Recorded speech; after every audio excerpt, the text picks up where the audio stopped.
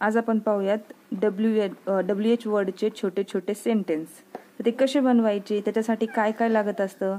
तर WH word +2 and व्हर्बचा first form आपण यूज करणार आहोत. इथं पाहूयात काही सेंटेन्स मराठीमधले इंग्लिशमध्ये कसे करायचे. ते काय म्हणू म्हणजे व्हॉट टू से, कुठे जाऊ व्हेअर टू गो, का जाऊ व्हाय टू गो, काय वाचू व्हॉट टू रीड, कधी जाऊ व्हेन टू गो, कोणाला भेटू whom टू मीट, कसं सांगू हाऊ टू टेल, का वाचू व्हाय टू रीड, काय घालू व्हॉट टू वेअर, कधी येऊ व्हेन टू कम.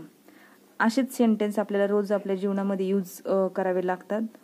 तर पाहूया असेच काही सेंटेन्स दुसऱ्या व्हिडिओमध्ये. थँक्यू.